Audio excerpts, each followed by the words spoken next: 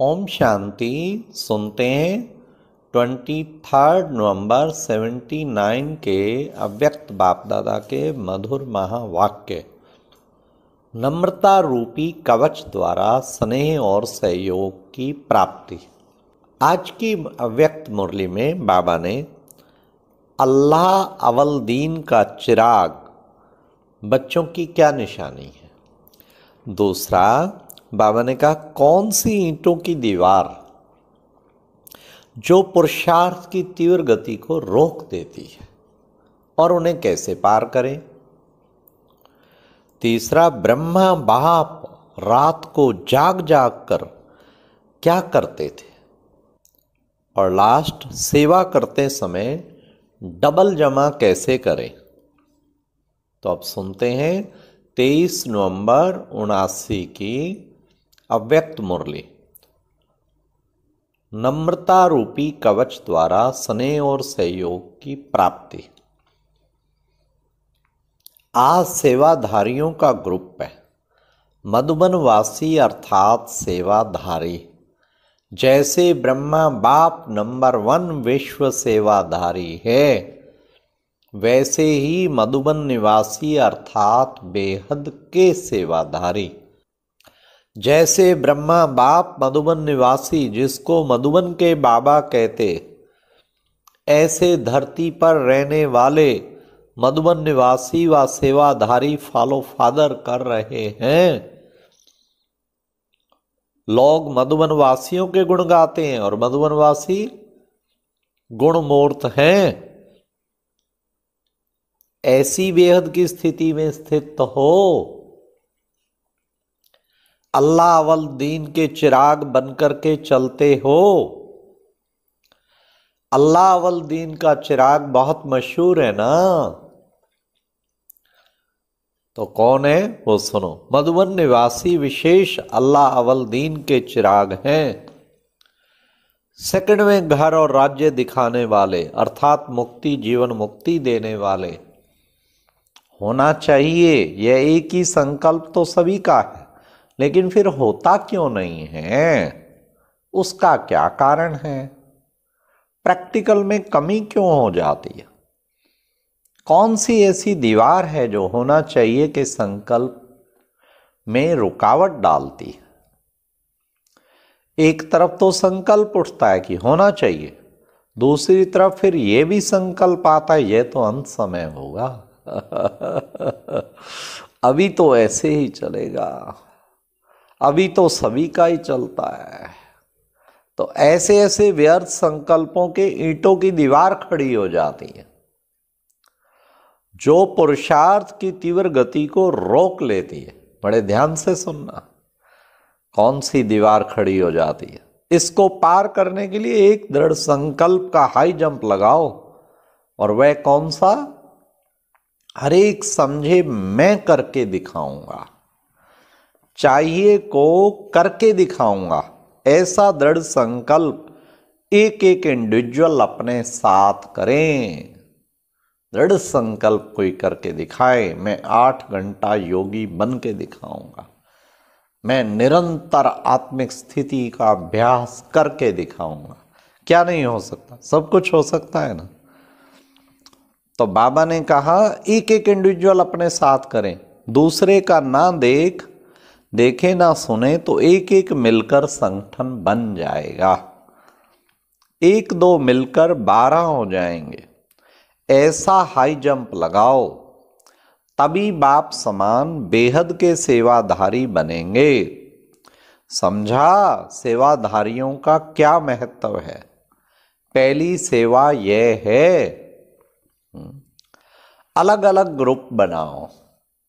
जैसे शुरू में पुरुषार्थियों के ग्रुप थे, हम शरीक पुरुषार्थियों के ग्रुप हो, उसमें अपने सप्ताह का प्लान बनाओ। अमृत वेले क्या संकल्प रखेंगे, क्लास के समय विशेषता क्या लेंगे, कर्मणा समय क्या लक्ष्य रखेंगे, शाम के समय योग में क्या विशेष अटेंशन रखेंगे, सैर करते हुए कौन सी मनसा सेवा द्वारा वाइब्रेशन फैलाएंगे। रात को किस बात की चेकिंग करेंगे, ऐसे ग्रुप बना करके रेस करो। वाह, आज बाबा कितने सुंदर प्लानिंग दे रहे हैं बच्चों को। ऐसा दिल का उमंग होना चाहिए। प्रोग्राम से अल्पकाल, बाबा ने कहा प्रोग्राम से अल्पकाल के लिए होता है, मन का संकल्प अविनाशी होता है। यह संकल्प उठना चाहिए क्या कि करेंगे और रिजल्ट निकालेंगे, तब चारों ओर ये वाइब्रेशन फैलेंगे। एक समय में एक नहीं 2 सेवाएं करो। मधुबन है ही सारे विश्व के अंदर ऊंचा स्तंभ।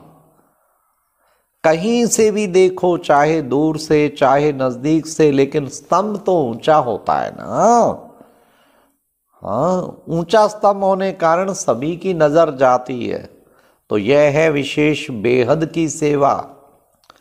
ब्रह्मा बाप समान कदम कदम चलना चाहिए। जैसे ब्रह्मा बाप को देखा, रात जाग करके भी वाइब्रेशन फैलाने का मंथन करते थे, तो ऐसे सब बच्चों का मंथन चलना चाहिए। ऐसे नहीं कि जैसे कहेंगे प्रोग्राम मिलेगा तो करेंगे, नहीं, इस बात में करो और कराओ। इस बात में जो ओटे सो अर्जुन, सबको देखने से रह जावेंगे। इसलिए जो करेगा उसको सब फॉलो करेंगे। रोटी बनाते, कोई भी सेवा करते, शक्तिशाली स्मृति स्वरूप हो। मनसा से विश्व की सेवा करो। विश्व सेवाधारी एक काम नहीं, डबल काम करते हैं। स्थूल में हाथ चलते रहते हैं और मनसा से शक्तियों का दान देते रहते हैं। सदैव सेवा के समय ध्यान रखो कि गुणमूर्त होकर सेवा करें तो डबल जमा हो जाएगा। सदैव डबल सेवा करो, डबल सेवा करनी है। अपने को विश्व परिवर्तन के निमित्त समझो। हर एक समझे कि मैं निमित्त हूं। जैसे भाषण में सुनाते हो ना कि अपने को बदलो तो विश्व बदल जाएगा, यह बात स्वयं के लिए भी तो है ना। दूसरे की गलती को देख, स्वयं गलती ना करो।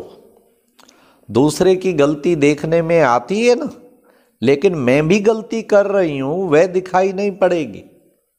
समझो एक गलत बोल रहा है, लेकिन उसके संग के रंग में खुद भी गलत बोलते हैं, तो संग के रंग का असर हो गया ना। किसी ने गलत बोला और हमने जवाब में अच्छी तरह बोला, तो बाबा कहते तो वो भी गलत, आप भी गलत। अगर कोई गलती करता है तो हम राइट में रहें, उसके संग के प्रभाव में ना आए। प्रभाव में आने के कारण अलबेले हो जाते हैं। इस बात में पांडव आगे जाएंगे या शक्तियां? सिर्फ एक जिम्मेवारी उठा लो कि मैं राइट के मार्ग पर ही रहूंगी। रांग को देखकर रांग नहीं। अगर दूसरा रांग करता है तो उस समय समाने की शक्ति यूज करो। अगर यही संकल्प हर एक कर लो तो विश्व का परिवर्तन सहज ही हो जाएगा। क्या यह नहीं कर सकते हो? मतलब कोई ना कोई प्लान बनाओ, नए वर्ष में कोई नया कार्य करके दिखाना। एक दूसरे को श्रेष्ठ भावना से सहयोग दो। किसी की गलती को नोट ना करो, लेकिन उसको सहयोग का नोट दो, अर्थात सहयोग से भरपूर कर दो। शक्तिवान बना दो। इसने यह किया, यह ऐसा करता, यह देखो ही नहीं, सुनो ही नहीं, नहीं तो अलबेलेपन के संस्कार पक्के हो जाएंगे।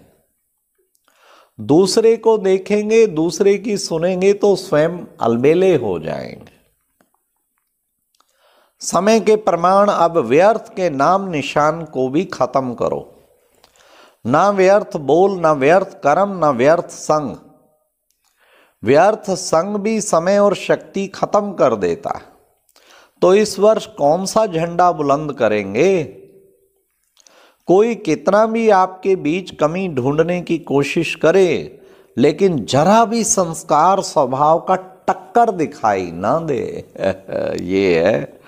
अगर आज सभी ये दृढ़ संकल्प करके व्यर्थ के रावण को जला दें तो क्या हो जाएगा? सच्ची दीपावली। अब सुनो, ऐसी प्रतिज्ञा करो। अब सुनो, ऐसी प्रतिज्ञा करो, अगर कोई गाली भी दे, इंसल्ट भी करे, आप सेंट बन जाओ।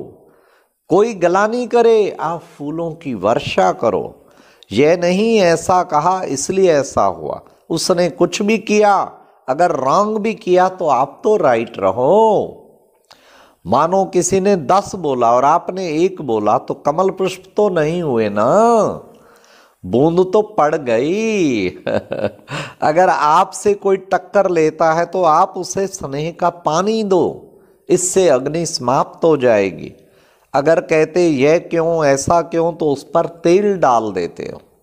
सदैव नम्रता की ड्रेस पड़ी रहोए, यह है नम्रता के कवच, कवच उतार देते हो। जहाँ नम्रता होगी वहाँ स्नेह और सहयोग अवश्य होगा, और जहाँ स्नेह और सहयोग है वहाँ तेल नहीं डालते। तो हरेक क्या करेंगे इस वर्ष? संस्कार तो भिन्न भिन्न रहेंगे ही, लेकिन उन संस्कारों को अपने ऊपर प्रभाव ना हो। संस्कार तो अंत तक किसी के दासी के रहेंगे, किसी के राजा के। संस्कार बदल जाएं यह इंतजार ना करो, लेकिन मेरे ऊपर किसी का प्रभाव ना हो, क्योंकि एक तो हरेक के संस्कार भिन्न भिन्न है, दूसरा कोई ना कोई माया का रूप बनकर भी आते हैं। यह तो खत्म होगा ही नहीं, लेकिन उसमें स्वयं साक्षी और कमल पुष्प के समान सेफ रहें, यह तो कर सकते हो। बोलने वाला बोले लेकिन सुनने वाला ना सुने, यह तो हो सकता है ना। मर्यादा की लकीर के अंदर रहकर कोई भी बात का फैसला करो। संस्कार भिन्न भिन्न होते हुए भी टक्कर ना हो, इसके लिए नॉलेजफुल हो जाओ।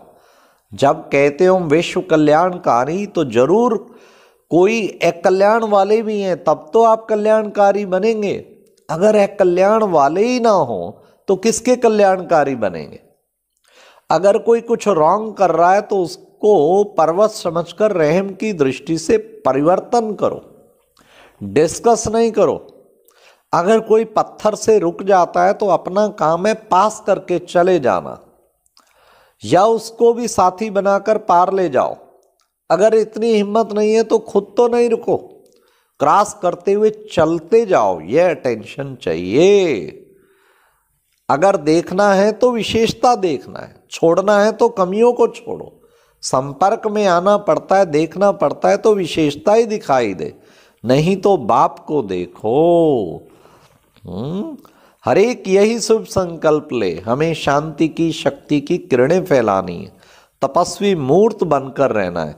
एक दूसरे को मनसा से वाणी से भी अब सावधान सावधान करने का समय नहीं। अब मनसा शुभ भावना से एक दूसरे के सहयोगी बनकर आगे बढ़ो और बढ़ाओ। अच्छा, ओम शांति। ये मुरली दिल को लगाने वाली, कितनी सुंदर मुरली है।